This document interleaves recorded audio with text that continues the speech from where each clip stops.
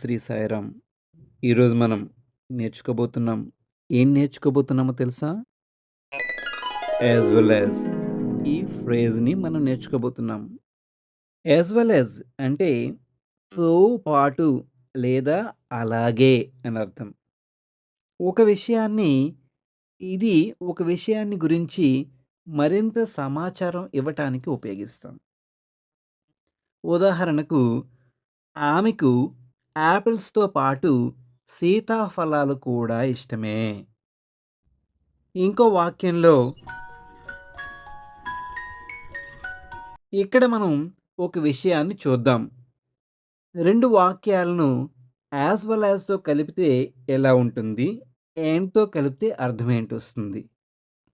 As well యాస్‌కి, అండ్‌కి మధ్య తేడా ఏంటంటే, యాస్ వెల్ యాస్ వాడితే మొదటి విషయం ఎక్కువ ప్రాముఖ్యత కలిగి ఉంటుంది. అండ్ వాడారనుకోండి 2 విషయాలు సమాన ప్రాముఖ్యత కలిగి ఉంటాయి. అంతే. ఉదాహరణకు అతను గణిత శాస్త్రంతో పాటు విజ్ఞాన శాస్త్రం కూడా చదువుతాడు.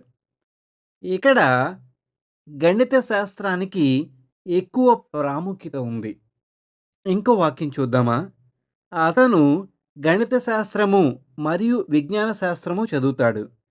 ఈ వాక్యంలో 2 సమాన ప్రాముఖ్యత కలిగి ఉన్నాయి. అంటే అతను గణిత శాస్త్రము చదువుతాడు, విజ్ఞాన శాస్త్రం కూడా చదువుతాడు.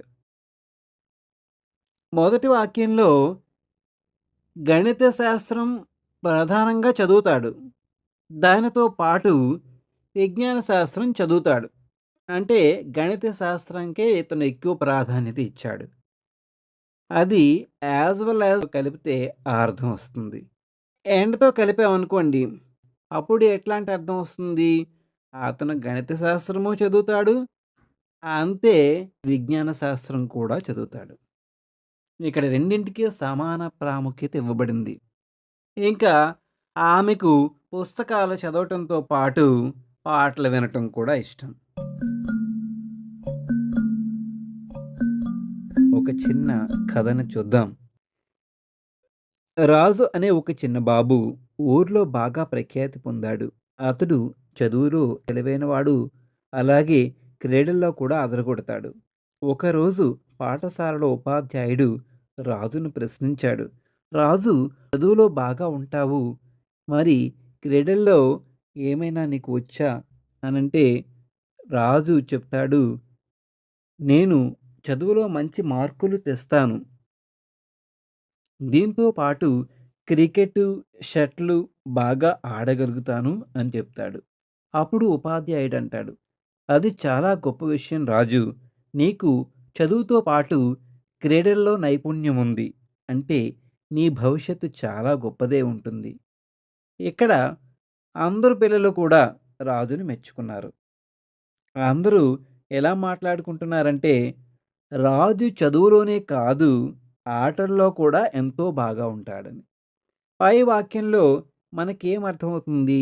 రాజు తన ప్రతిభను చదువుతో పాటు క్రీడల్లో కూడా నిరూపించుకున్నాడు. అంటే Raju is good at studies as well as sports.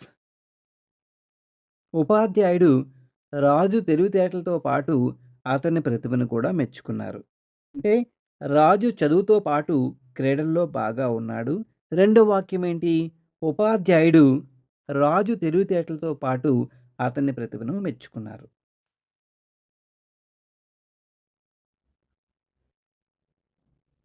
మరికొన్ని ఉదాహరణలను చూద్దాం. She can Singh as well as play the guitar.